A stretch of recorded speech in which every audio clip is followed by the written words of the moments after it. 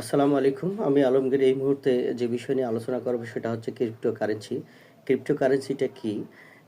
এই বিষয় নিয়ে আমরা আজকে জানব। ক্রিপ্টোকারেন্সিটা হচ্ছে এটা ডিজিটাল বা ভার্চুয়াল মুদ্রা বা টাকা।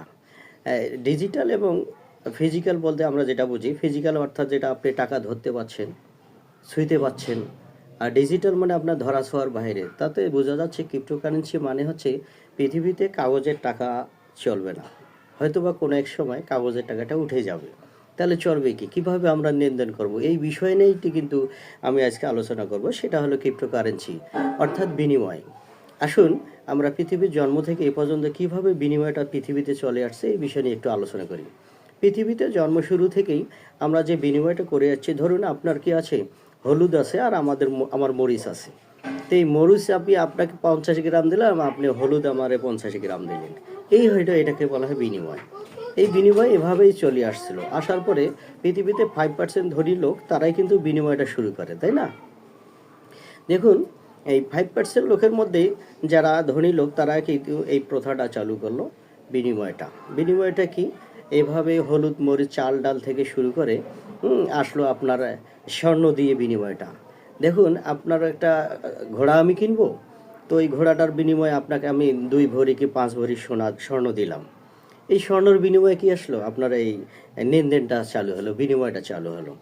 এই স্বর্ণ এভাবে যদি সেই স্বর্ণ বিনিময়টা থাকতো তাহলে এখনও কি পৃথিবীতে অনেক জায়গায় আমরা সমস্যার সম্মুখীন হয়ে যেতাম। কারণ এই বিনিময়টা বহন করা, স্বর্ণ বিনিময় যদি থাকতো তাহলে এই বিনিময়টা বহন করা আপনার আমার জন্য এক ঝামেলা হয়ে যেত।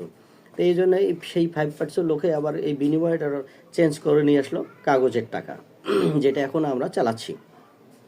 এই কাগজের টাকাটা চলতে চলতে এখন বর্তমান ঝামেলা হয়ে গেছে। কি ঝামেলা হয়ে গেছে দেখুন, এই কাগজের টাকাটা আপনার ধরেন আপনার জব করতেছেন, আপনার স্যালারি আসলো।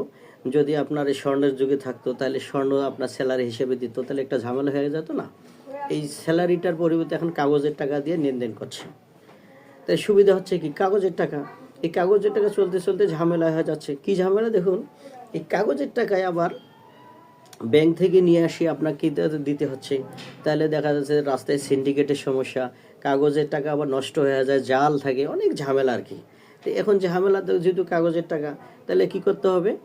এই কাগজের টাকা বহন করার সমস্যা, এই সুবিধার্থে নিয়ে আসলো কার্ড। এই card, debit card, master card, visa card, নানান কার্ড আর কি ব্যবহার হচ্ছে, তাই না? এই কার্ডের মধ্যে ধনীরা লেনদেন শুরু করে দিল।